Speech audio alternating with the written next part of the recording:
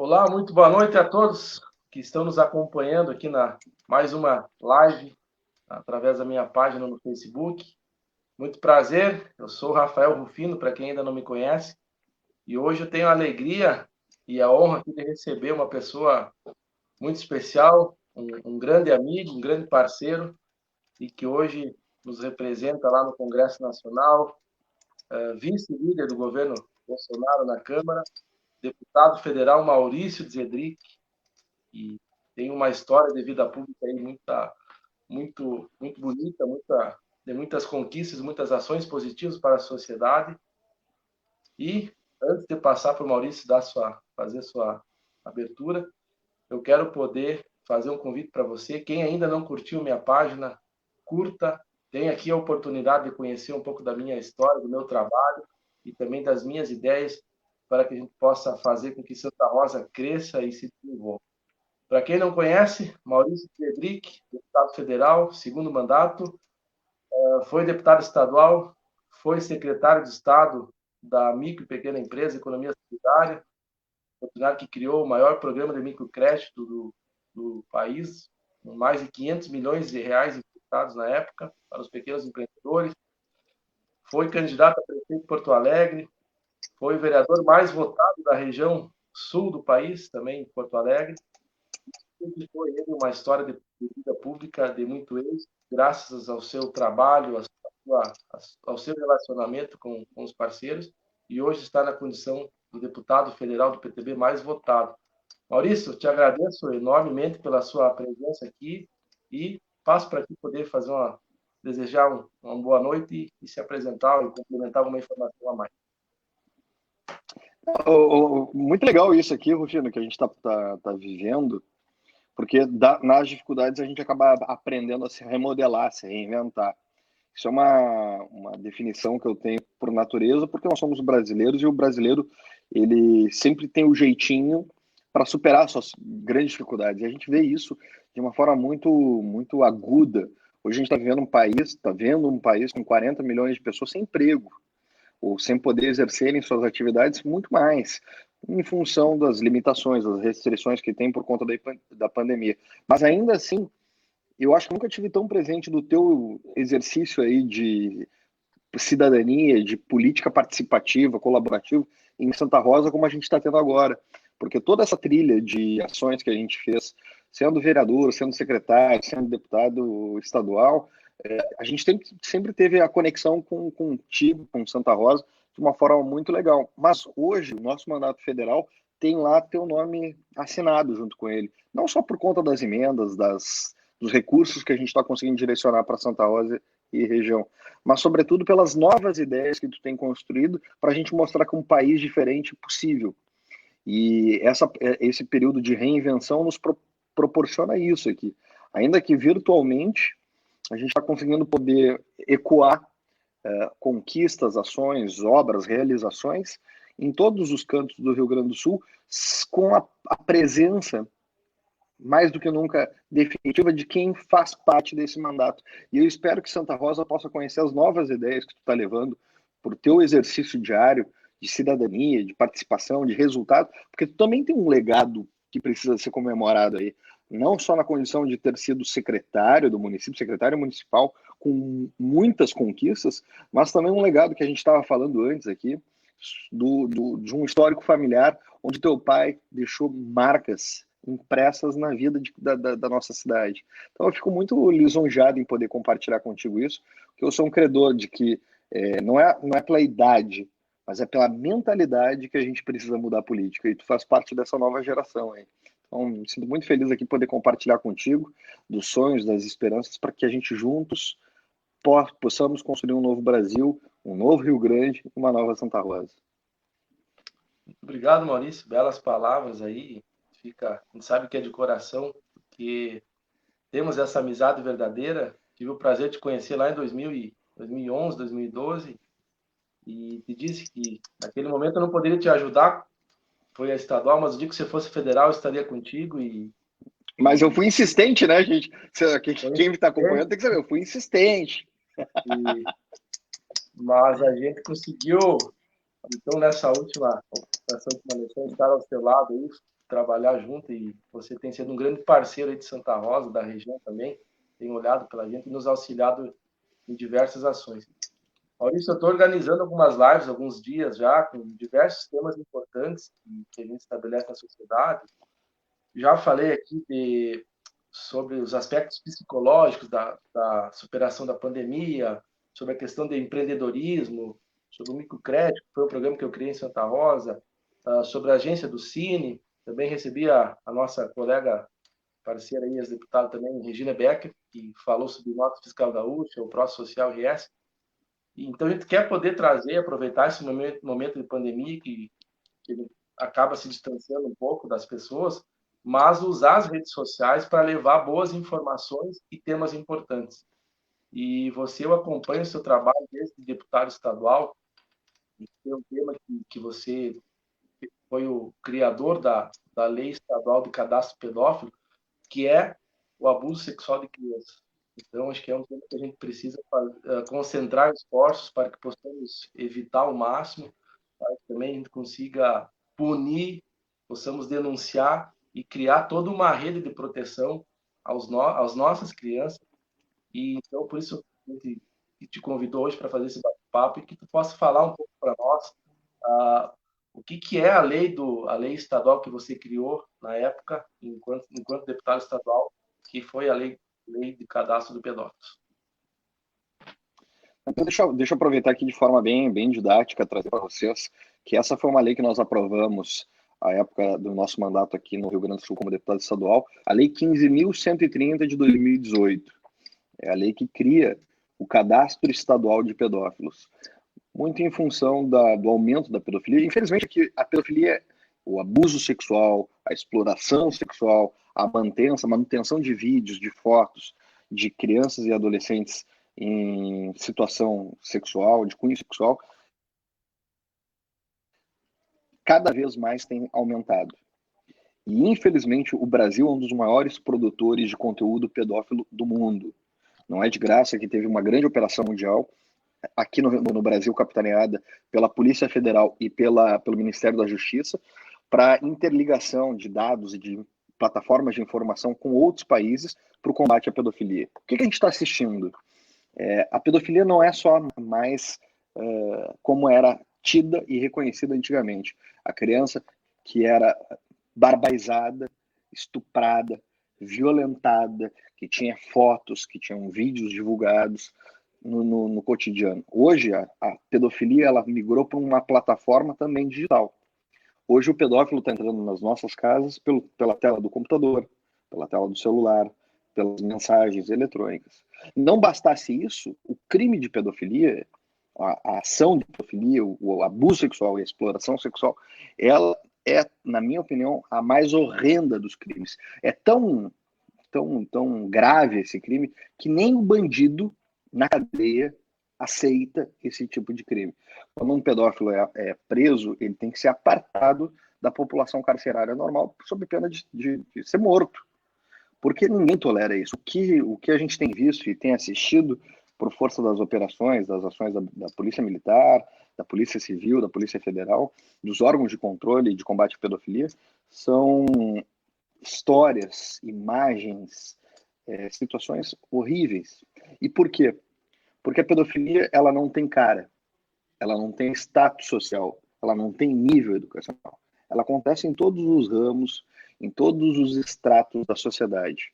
E, via de regra, em 90% dos casos de pedofilia, ele acontece, o agressor, o bandido, o monstro, tem um grau elevado de confiança do núcleo familiar. O que é?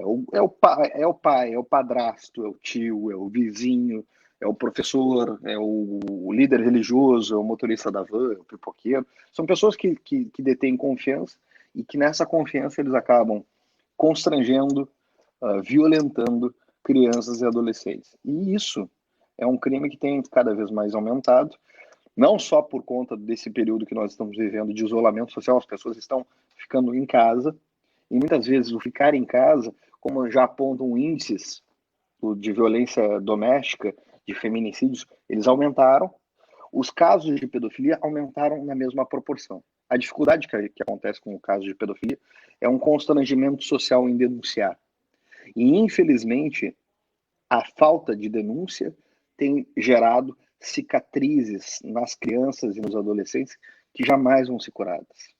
Mexe na formação do indivíduo. E muitas vezes essas cicatrizes, elas não são cicatrizes de pele. Elas são cicatrizes de personalidade na alma. Então, quando a gente vê os casos narrados de pedofilia, a gente vê a forma com que o criminoso age.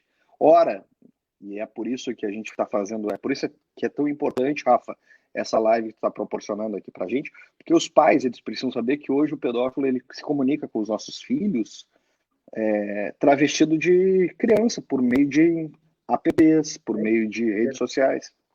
Perfis fakes, muitas vezes, né? Eles criam imagens, como foi aqui recentemente, aconteceu aqui em Porto Alegre, de um adulto que se fez passar por uma criança, pegava fotos de outras pessoas, de outras jovens ou de outras crianças, e acabava com essas fotos tentando constranger para marcar um encontro, e nesse encontro abusar sexualmente dessas crianças. Então são casos que a gente vê acontecer, não só por anônimos, que se valem da rede social para tentar acessar e tomar imagens, como casos famosos, como a gente tem visto, um caso de um famoso youtuber de São Paulo, que tem hoje uma investigação policial em curso, um inquérito policial, porque sugeriu que uma criança que passava numa imagem tinha um valor sexual. A pedofilia, ela vai dos mais variados mecanismos para pegar imagens e para que crianças e adolescentes ofereçam um prazer sexual para um monstro, para um criminoso. Recentemente, a Igreja Católica publicou um manual de como relacionar ou como lidar com casos de pedofilia dentro da Igreja Católica. Nós tivemos aqui, quando da sanção da lei no Palácio Piratini, foi bem o episódio onde a Igreja Católica do Chile estava com uma revolta popular em função dos cardeais que tinham abusado sexualmente de jovens. Então, eu estou contando isso, os casos variados, só para vocês entenderem a gravidade que tem. E a lei veio no sentido de quê? De poder fazer com que o Estado do Rio Grande do Sul, e essa lei eu transmutei ela, eu levei ela para Brasília, para que pudesse analogamente ter em nível federal também uma medida coercitiva para que a gente pudesse ter maior controle e combate à pedofilia. Ela é uma plataforma onde reúne informações de todos os agentes, de todos os principais atores que fazem o combate à pedofilia. Aí eu cito com muito prazer, com muito reconhecimento, o papel dos conselheiros tutelares do Brasil. Nós temos aqui no Rio Grande do Sul a Associação dos Conselheiros Tutelares, que é muito participativa. Inclusive, tive em Santa Rosa com o presidente Jefferson Careca, numa palestra, num curso de formação e qualificação dos conselheiros da regional aí, falando sobre a nossa lei. Oi? Só para te cortar um pouco, esse dia eu lembro muito bem, né? Porque foi o dia que nasceu meu filho. Inclusive foi justamente no dia que depois fomos para o hospital para... E aproveitando para falar em conselho, a gente tem vários amigos aqui, acredito que estejam online, principalmente mandar um abraço para a Lídia Cabreira, que é uma amiga nossa, conselheira tutelar de Santa Rosa, a Chiquinha lá de Santo Cristo, lá também, Chiquinha Keffer, irmã do Delmar, meu sogro, também grande parceira tua e admiradora tua. São pessoas aí que fazem um trabalho brilhante no Conselho Tutelar. E, então, só para quebrar um pouco, quis comentar essa questão, ver a memória. Mas e aproveitar, só para aproveitar, então, se é a hora dos abraços, deixa eu mandar um abraço aqui para o Schumacher e para a Lê, que são pais frescos que estão nos acompanhando aqui de casa e tem cuidado aí na região. Teu vizinho de Santo Cristo.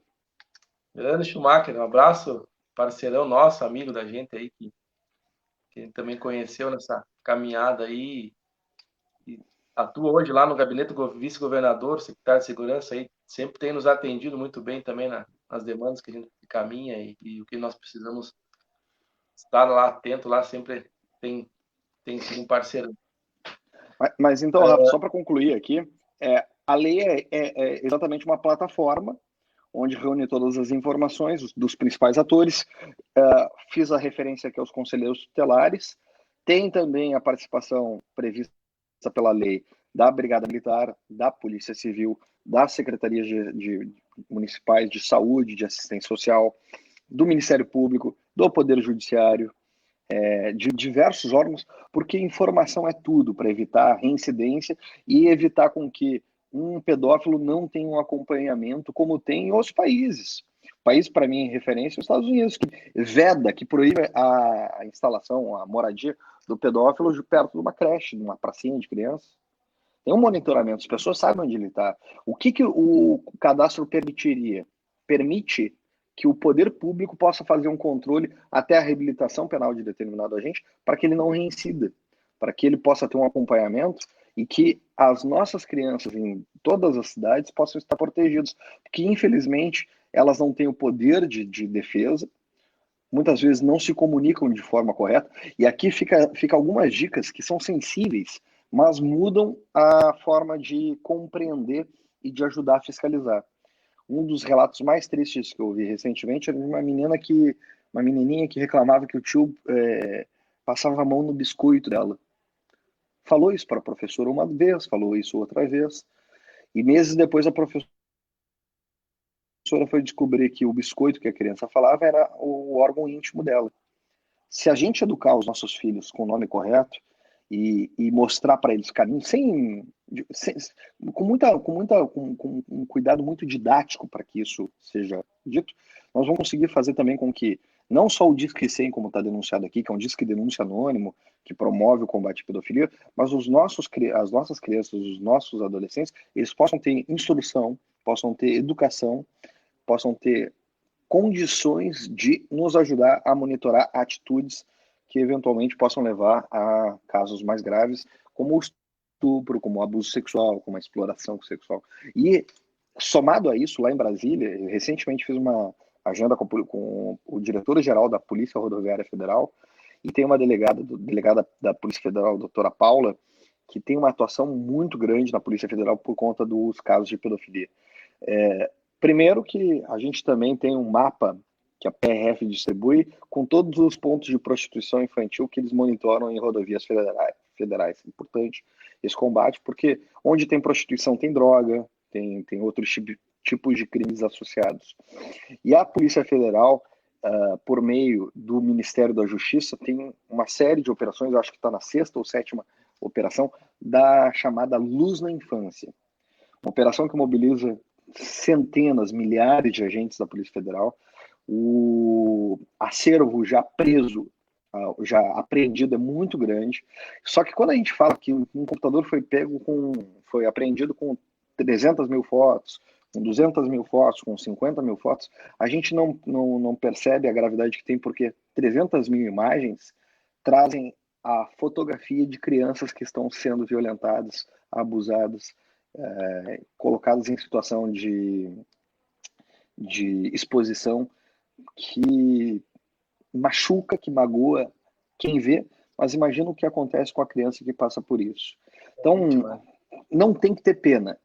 O criminoso, o pedófilo, ele tem que ser denunciado, tem que ser preso. Eu espero que a Câmara Federal possa tratar de um tema que para alguns é polêmico, mas precisa ter castração química. Nós precisamos criar mecanismos de controle e de garantia de que criminosos como esse não mais reincidirão, não mais farão maldade para crianças e adolescentes. Eu não sou pai ainda. Eu sei que tu é um pai jovem, o Schumacher aí é outro pai jovem, mas eu sou Dindo, da Giovana e do Pedro, eu entrego a minha vida para proteger eles. Se mexerem nos nossos crianças, nos nossos filhos, eles vão arrumar uma dívida muito grande. Porque nós não aceitamos isso, nós somos cidadãos de bem. E isso é o tipo mais horrendo de crime. Abusar de um inofensivo, de uma criança que não tem capacidade de se defender. E eu estou dizendo isso de crianças que têm 6, 7, 8 anos, adolescentes, mas eu estou falando de bebês de colo.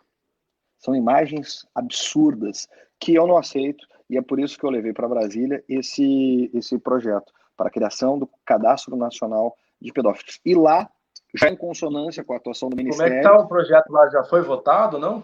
Foi Tá, aprovado tramitando? por... Não, foi votado por duas ou três comissões, está agora na Comissão de Família, se não me engano, aguardando a votação do parecer da deputada Paula, que é uma deputada que também defende essa causa, mas o governo federal já dá sinais de que também, o governo Bolsonaro, do qual eu sou vice-líder, eu me orgulho muito porque ele assumiu isso como uma bandeira do nosso governo. A ministra Damares mandou para o Congresso Nacional, para a Câmara Federal, o projeto, majorando, aumentando a pena desse tipo de crime. E esse é o primeiro indicativo que nós vamos continuar fazendo enfrentamento da pedofilia no Brasil. E mais, Rafa, lá no ano passado, na Comissão de Orçamento, eu aprovei uma emenda de nossa autoria, enfim, para o Orçamento Geral da União, onde abria a rubrica para que nós pudéssemos colocar no Ministério da Justiça recursos para combater a pedofilia no país. E esse ano eu tive condições de ter as minhas primeiras emendas impositivas, foram alguns municípios que eu pude ajudar já também com emendas para o kit conselho tutelar, que dá reaparelhamento por carro, por equipamentos, para os conselheiros tutelares poderem fazer melhor o seu trabalho. Então, eu estou imbuído, essa é uma causa, uma questão de honra que eu tenho, porque eu quero criança e adolescente protegido, e eu quero pedófilo na cadeia. Com certeza. E que seja muito bem punido, que nem se diz, né? Que tenha uma punição, e a gente vê muitas vezes a mídia querendo criar todo um cenário que é uma doença, que não sei o quê, justamente para tentar desvirtuar, parece que isso, né, Maurício? Acho que a gente tem que focar mesmo na punição, que eles possam, de fato, serem punidos mesmo pela barbaridade que cometem aí para as nossas crianças aí. Tem um protecionismo que eu não entendo o porquê de uma mídia tradicional que acha que vai conseguir incutir isso na cabeça que é um doente. Não é um doente, é um criminoso, é marginal, é bandido, é monstro. O lugar dele é na cadeia e, se possível, não apartado da população carcerária, para ele pagar as consequências do abuso que faz. Aqui em Porto Alegre, Porto Alegre foi um município, eu andei fazendo agenda aqui no entorno, então foram muitas histórias que eu colecionei. Mas tem um caso de um terreno aqui que foi 2 ou 3 crianças já foram estupradas. Na divisa de Porto Alegre, Parque Santilé, na divisa de Porto Alegre com Viamão. A história de hoje de um pré-candidato a vereador nosso ali, do Ivo, que me contou isso com uma preocupação muito grande, sabedor que eu sou um dos deputados que faz esse combate à pedofilia. A gente precisa equipar e instruir melhor a população para que nos ajude a encontrar esse tipo de criminoso. E que as histórias que a gente tem visto, pai que silencia, mãe que silencia para casos de pedofilia dentro de casa, não é pai, não é mãe. É tão criminoso quanto o pedófilo. A gente precisa denunciar comportamentos suspeitos, tem que buscar averiguar e, sobretudo, os pais e mães eles precisam acompanhar as redes sociais dos seus filhos. É fundamental. Às vezes está lidando com um cordeiro, um lobo em pele de cordeiro. E é por isso a preocupação de acompanhar, monitorar e perceber quais são os conteúdos que as crianças estão vendo. Vocês podem ver aqui um outro caso recente de vídeos de um outro youtuber famoso aí no Brasil que está dando uma polêmica absurda de orientação, de insinuações sexuais que vão ser apuradas, com certeza. E eu espero que possam ser apuradas com rigor da lei. E é o que a gente precisa, né? Maurício, fica a gente vendo assim acho que o principal papel da sociedade nesse momento e pelo momento também que a gente passa de pandemia, estamos aqui conectados, dialogando, então as pessoas acabam usando muito a internet. E para deixar bem claro para quem está nos assistindo, qual acho que é o principal papel nosso enquanto cidadão que a gente deve fazer para que possamos coibir ao máximo toda essa barbaridade? Sobretudo acompanhar nossos filhos. Tá presente, ouvindo, suspeitando de situações que eles coloquem com casos que tenham vivido, ou tormentas que estejam preocupando eles, mas agora, nesse período que a gente está em casa, é acompanhar a forma com que a gente tem visto a pedofilia crescer, que é por meio da tecnologia, infelizmente. Só para que vocês saibam, uma das ações da Polícia Federal, da delegada Paula, que ela me trouxe como narrativo, foi de produtos que são comprados em sites, Mercado Livre, enfim, nada envolvendo essas plataformas, mas pessoas que pegam, poderia ser o OLX, poderia ser Desapega, enfim, qualquer plataforma de venda. Muitas vezes pedófilos se cadastram nessas plataformas, anunciam um produto diverso, um bloco de anotação, um porta-retrato, mas na verdade eles não estão vendo aquilo. Corre uma informação por grupos de WhatsApp, dizendo que em determinado anúncio, com o link do anúncio, a pessoa pode ir lá, faz a compra, ela não ganha o porta-retrato ou o bloco de anotação, ela ganha um pacote de imagens com o conteúdo pedófilo. Então, é muito grave isso, a polícia está atenta, e quero dizer aqui, deixar bem claro para aqueles que nos acompanham, que se depender de mim, tecnologia e informação vai ser o principal mecanismo para a gente combater a pedofilia no país. Vou investir bastante nisso, vou proteger as nossas crianças gaúchas e os nossos gauchinhos e gauchinhas, porque não só por crer que no futuro de uma nação diferente, com valores, com respeito, mas sobretudo porque ninguém sabe o drama, o problema,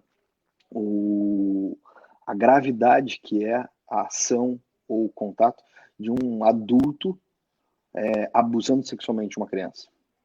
A imagem é horrenda. E é isso que a gente tem que coibir.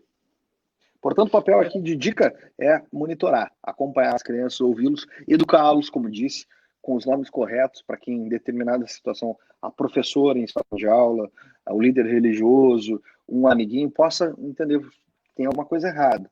Se tem alguma coisa errada, precisa ser dito. E aí os canais para isso o Disque 100, que é um disque denúncia anônimo, tem o 181, que é o disque denúncia anônimo da Polícia Civil. São inúmeros mecanismos para a gente poder fazer a denunciação disso. Não, acho que também nós falamos há pouco, acho que o papel dos conselhos tutelares, até próprio, acho que as unidades básicas de saúde também, daqui a pouco não tem essa proximidade aí no conselho, de ir na polícia, fica com receio, também levar essa informação lá, que tem todo um trabalho em rede por trás disso, né? Mas o que a gente precisa de fato é trabalhar o máximo para inibir, e acho que acima de tudo, acho que é um papel nosso, agora eu falo como pai também, que a gente tem, criar os nossos filhos nessa demonstração de confiança, que eles tenham essa relação de proximidade, de que qualquer coisa que possa vir a acontecer, ou suspeitar, ele possa procurar o pai ou a mãe depois, pai, aconteceu isso, e que a gente consiga, de fato, trabalhar aí para tocar em frente. Mas te parabenizo novamente, acho que é uma grande pauta aí que a gente que acho que é interesse de todos, que a gente quer sim preservar, cuidar das nossas crianças, dos nossos gauchinhos, das nossas gauchinhas, Brasil afora também, para que eles cresçam aí com uma vida aí muita alegria, sem esses traumas aí que se arrastam para o resto da sua vida, né, Maurício? E não sei se tem alguma consideração a mais sobre esse tema, se não, eu queria avançar aí outras questões contigo aí, não sei se queria colocar alguma coisa. Comigo tu não precisa ter burocracia para trocar de assunto. A gente tem muita pauta aqui para tratar. Tu é participativo do nosso mandato, sabe dos nossos projetos, das nossas defesas lá em Brasília, mas em especial a gente está comemorando aqui no governo federal a determinação do presidente na aquisição de vacinas para proteger os nossos brasileiros e brasileiras. Então, saiu uma medida provisória ontem, né? Uma medida provisória para a compra das vacinas que realmente vão ajudar a proteger a vida e a saúde de cada brasileiro e de cada brasileira. Então, graças a um arranjo econômico, a gente conseguiu promover isso, e o cuidado que a gente sempre teve, inclusive a defesa que a gente fez em Brasília, que é preciso ter cuidado, é preciso manter o isolamento social para aquelas pessoas que têm maior risco, maior vulnerabilidade, mas a gente não pode matar o comércio, não pode matar a economia. E eu, como defensor da micro e pequena empresa, a gente viu sofrer, penar a micro e pequena empresa em muitos municípios por determinação do fechamento total e indistinto de ações empresariais. E ainda que a gente tenha aprovado em Brasília o Pronamp, diversas linhas de crédito, foram bilhões de reais para concessão de crédito para micro e pequena empresa. Na última etapa agora, na última medida provisória, nós botamos mais 12 bilhões só para micro e pequeno empresário. Mas esse dinheiro não é capaz de salvar os empregos que foram perdidos em função do fechamento total. E a gente tem visto e assistido a preocupação, o drama que muitos empresários estão sofrendo, muitas pessoas que estão perdendo emprego, e a expectativa que eu tenho é poder construir mecanismos tal qual as bandeiras que a gente defendeu na micro e pequena empresa aqui do Rio Grande do Sul, para que canais de financiamento de empréstimo possam chegar até a mão dos nossos empreendedores e eles possam buscar de uma forma de superação, porque empreender com burocracia, com taxas, com tributação, é algo muito difícil, mas que possam buscar com muita superação a chance de se reerguerem e nos ajudarem a construir esse novo Brasil que a gente tanto sonha. Não, e acho que nesse momento a gente tem que ter todos os cuidados necessários, devemos cuidar quem é de grupo de risco, mas também acho que permitir que os empreendedores possam trabalhar com protocolos, com critérios, para que a roda não pare de girar, né? Então, acho que a gente tem que ter esse cuidado e se não me falha a memória, também tu foi um dos autores de uma ação no STF também para mudar os critérios aqui no Rio Grande do Sul, né? E o governador está mudando semana que vem e nós aqui em Santa Rosa, aí, sempre o prefeito Vicini teve um olhar atento para essa causa, conseguiu estabelecer nos decretos municipais, antes dessa imposição, dessa criação das bandeirinhas, ele conseguiu criar umas formas mais flexivas, mas ao mesmo tempo também olhando segurança, olhando saúde, mas que as empresas pudessem criar os seus protocolos e que não pudesse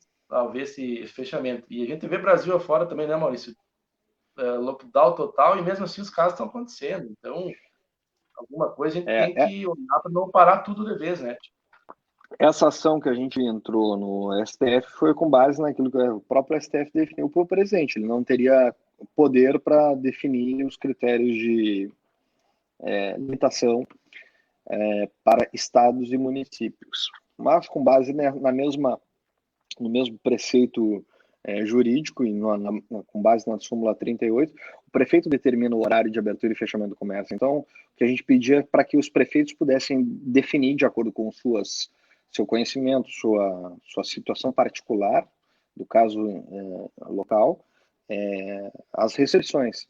Mas o governo do estado avançou bastante, eu notei isso por força justamente dessa articulação que tem as regionais com o gabinete de combate ao Covid. Eu acho que chegou a uma solução há bom tempo. E espero que isso signifique que a gente possa limitar efetivamente aquilo que é supérfluo. Aqui em Porto Alegre a gente assistia a Orla do Guaíba no final de semana lotada de pessoas. E o comércio fechados. Isso não é educação. E isso que a gente precisa combater.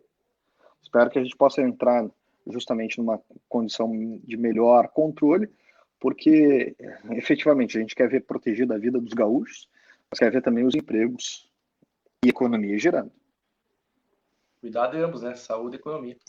Maurício, tem um tema bacana também que trabalhou lá no Congresso, que a gente é famoso aí pelas as fábricas de multas. E a gente sabe que muitas vezes aí acabam, por diversas razões, aí um excesso de multa só para fins arrecadatórios, para acabar ferrando muitas vezes o motorista com infrações leves que não têm uma consequência aí para a sua segurança para a vida. Queres comentar um pouco da emenda que você fez ao projeto de alteração do Código de Trânsito, que veio justamente para acabar o fim da farra das multas, né? Pois esse assunto para mim é muito caro, viu, Rufino? Eu fico aqui rindo porque, principalmente quando a gente fala em política de trânsito, a gente fala em arrecadação. O órgão de controle, o órgão de fiscalização, ele não quer educar. Ou ele trabalha muito pouco na educação. Ou ele quer ferrar, quer multar, quer inibir por força da lei, por poder de polícia. Ele não quer dar oportunidade para as pessoas que possam realmente ser educadas, proteger com o trânsito, a vida de quem dirige e de quem está exposto a ele. E a indústria da multa é vergonhosa. E eu estou rindo aqui, sabe por quê, Rafa? Porque assim que eu coloquei a emenda no plenário da Câmara, no dia seguinte, os grandes jornais de circulação do país trouxeram, ouvindo, para a contribuição desse debate, especialistas no trânsito. Aí você vai ver o currículo do especialista, é fazer recurso para multa. É pessoas que conhecem, que acham que conhecem a legislação só para dar jeitinho, porque eles querem manter a cobrança de multa Para nos poder fazer o condutores para que eles possam ter mercado para agir. E o que eu fiz em Brasília não é nada além do que algo que já está disposto no Código de Trânsito Brasileiro. O que acontece? Multa leve e multa média, aquela multa, buzinei das 10 da noite às 6 da manhã. É passível de multa. R$ 130, 3 pontos na carteira.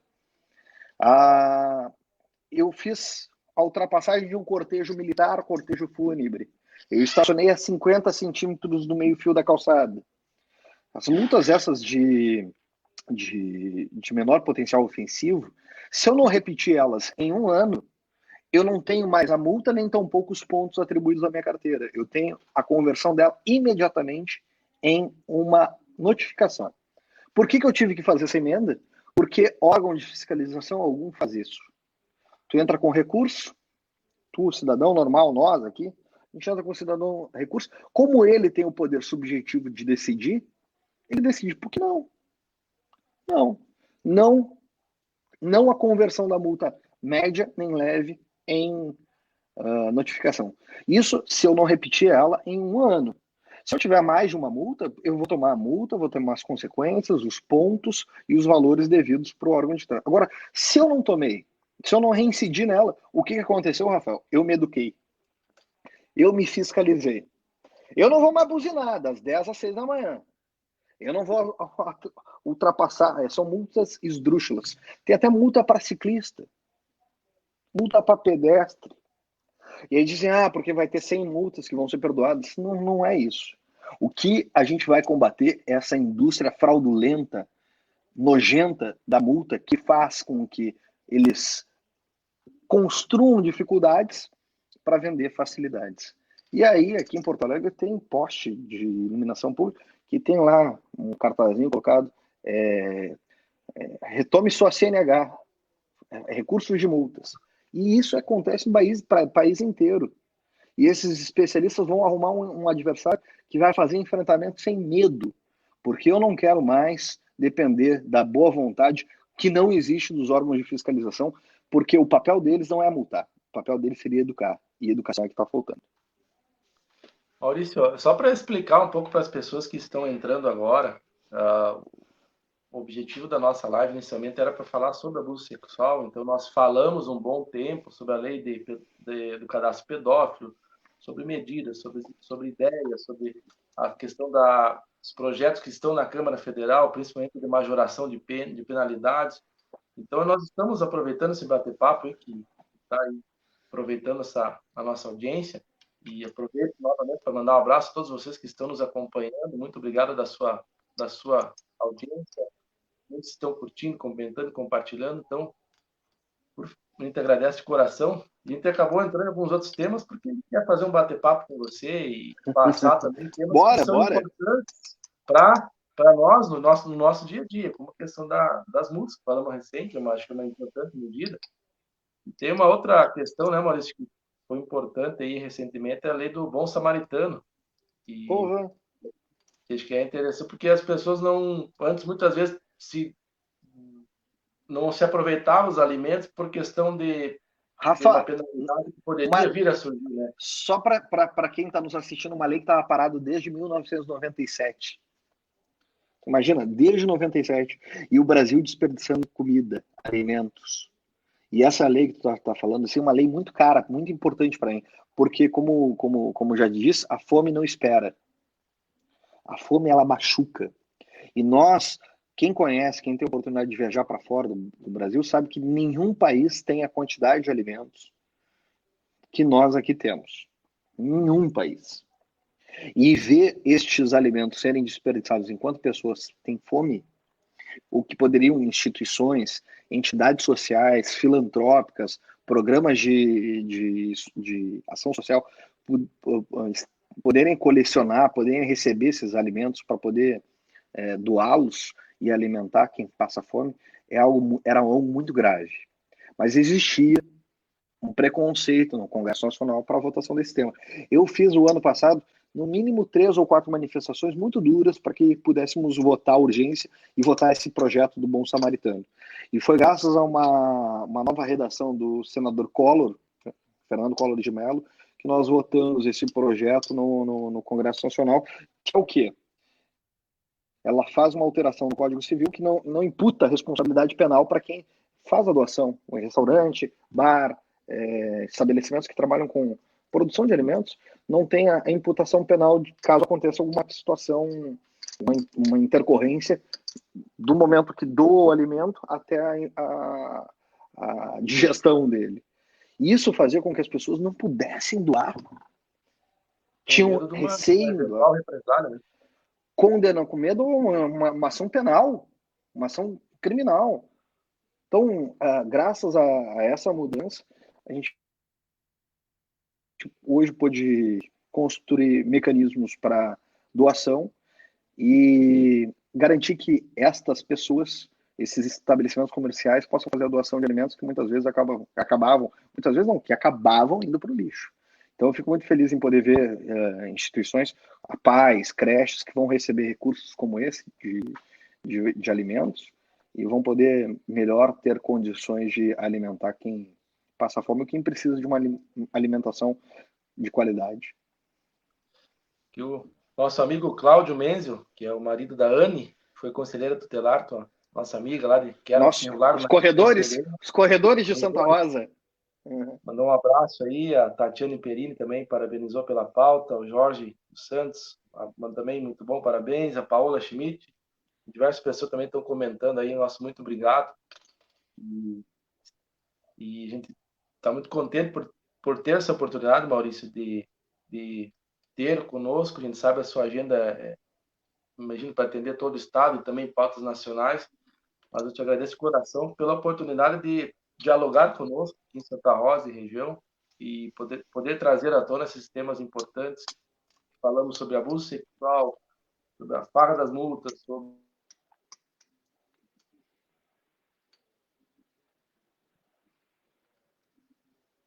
grande parceiro nosso.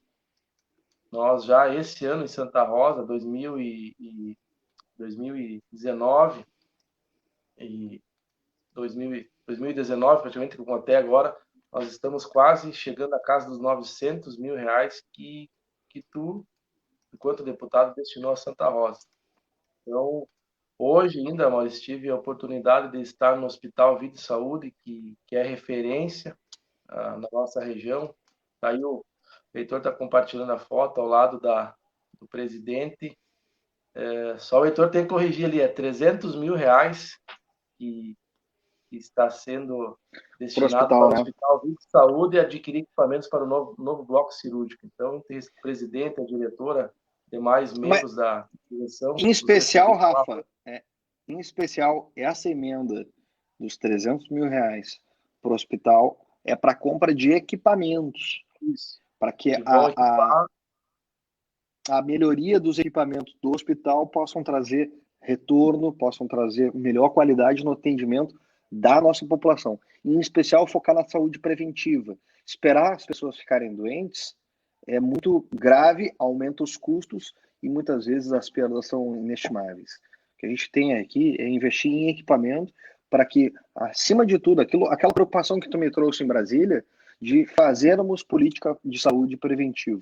Assim como nós fizemos quando eu fui presidente da Comissão de Combate à Obesidade Infantil, e que para cada real investido em prevenção, a gente tem uma economia de R$7 em reação. Então é muito importante focar nisso. E o hospital aí foi mérito teu, porque mostrou a qualidade, a competência que ele tem na administração. Então, foi a minha primeira emenda impositiva desse ano de R$300 mil para o Hospital de Santa Rosa. Não, e também nós recebemos mais de 200 mil reais de combate ao Covid, né? Também, que veio nesse momento Também. importante para auxiliar a fundação em todo o gerenciamento. Hoje nós estamos, Maurício, com mais de 25 leitos de UTI abertos novos aqui em Santa Rosa. Então, isso é fruto aí de diversas ações do Poder Público Municipal, da Fundação de Saúde, da Prefeitura, mas também que conta com o apoio dos parlamentares, e tu teve esse papel aí para que a gente consiga atender bem a nossa população santarrosense e regional.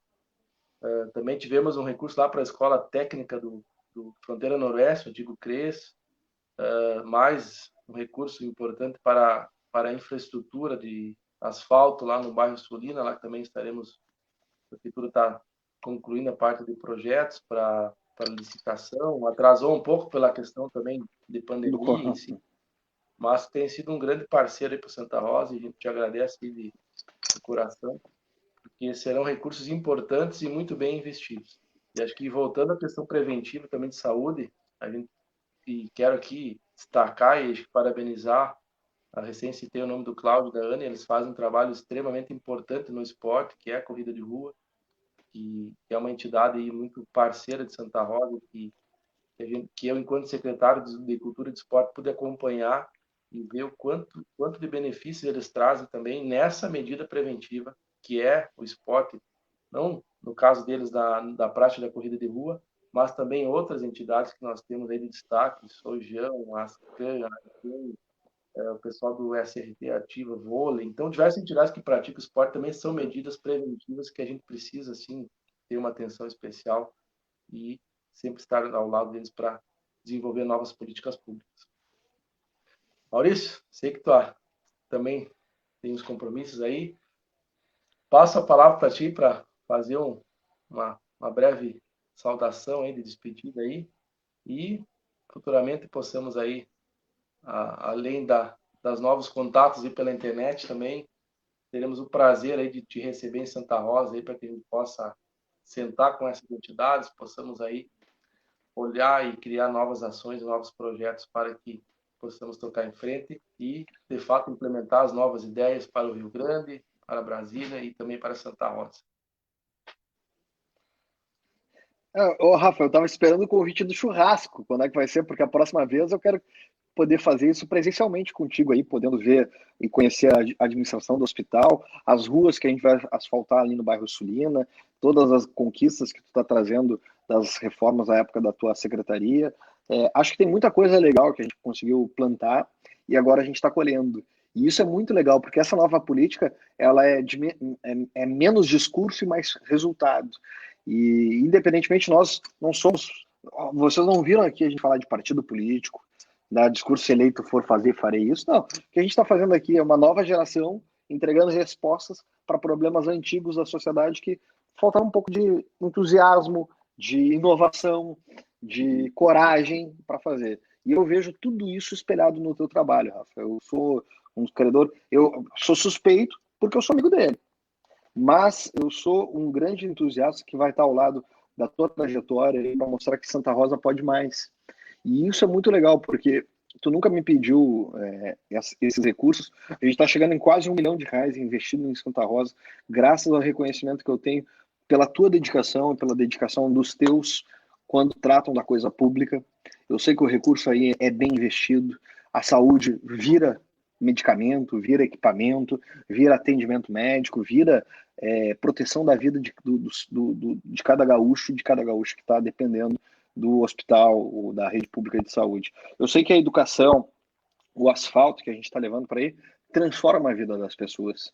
E eu espero poder fazer uma política cada vez mais presente na transformação da vida de cada gaúcho, por crer que é possível, é preciso e que a política brasileira ela precisa mudar não só de atores, ela precisa mudar e convencer as pessoas a participarem mais dela.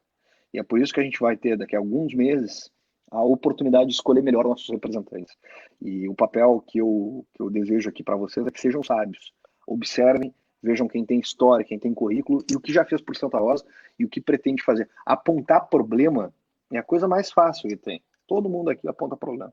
A gente tem 10 dedos aqui que apontam para onde nós quisermos identificar problema, como eu repito aqui, é muito fácil. Criar soluções precisa ter um pouco de inteligência. Agora, apontar o problema, construir a solução e dizer como vai fazer para pagar, para conhecer a máquina pública, precisa ter compromisso com as pessoas. E é isso que eu espero de vocês, em especial porque esse recurso foi todo muito bem aplicado e está mudando a vida das pessoas de Santa Rosa. E é o início de uma grande jornada que eu vou construir ao teu lado, porque é muito me orgulho poder ser teu amigo, ser teu irmão, ser teu parceiro, poder ter visto o nascimento do teu filho e poder acompanhar a tua evolução como pessoa, como ente que defende independentemente a nossa cidade, o nosso trabalho e a vocação de Santa Rosa em ser uma referência para a política brasileira. O Cláudio mandou ali, Maurício, só para... Não esquece da gente, não, Cláudio. Assim que o Eu vou dar Maurício uma corrida já... com eles quando for aí. O Maurício está treinando para correr e a primeira agenda já está lá, é para visitar vocês lá, tenho certeza disso. Vou fazer com o Cláudio os 10 metros rasos. Eu e tu. Eu esse ano acabei correndo a rústica deles lá em março. Me desafiei lá. Sempre eu prometi. Não, agora eu vou lá e fui e corri lá. Foi muito prazeroso. Mas aqui, depois falando aqui, ó. A pandemia veio, não deu mais para correr, né? Mas eu preciso retomar aqui, né? Só para encerrar aqui, Rafa, uma simples caminhada de 15 minutos na frente de casa, vai 15 minutos e volta, são meia hora. Já ajuda tremendamente, não só a capacidade cardiorrespiratória, mas, sobretudo, a redução de peso, que é um problema que está associado a mais de 60 tipos de doença. E a gente, eu sei, eu vou fazer essa crítica aqui publicamente, porque eu e tu estamos gordinhos em função dessa pandemia. A gente tem que emagrecer. E a gordura abdominal é a pior gordura que tem. Estudos que a gente tem aqui mostram os índices de patologias muito grandes associados a isso. E o Cláudio e a Anne são grandes ativistas do movimento de esporte. Organizar os grupos de corrida, mas também grupos de caminhada. Para a gente aqui, que está meio fora de forma, poder retomar isso e associar o lazer, o prazer de poder estar caminhando e a saúde. Então, fica aqui a dica. Então, e o meu compromisso dos 10 metros rasos aí com o Cláudio e com a Anne. Tá vendo, Maurício? Te agradeço aí de coração aí. Obrigado pelas palavras. Fico muito feliz. E eu sei que isso é muito sincero e, ao mesmo tempo, muito recíproco, porque criei uma confiança em você, da mesma forma, e tem essa amizade, essa parceria de um bom tempo. E hoje tem sido um grande amigo, um grande irmão aí que a gente tem na vida pública, mas também na vida pessoal. Então, um grande abraço. E só para encerrar, o Cláudio ainda comentou: encerramos o nosso desafio virtual hoje, arrecadaram 222 cobertores.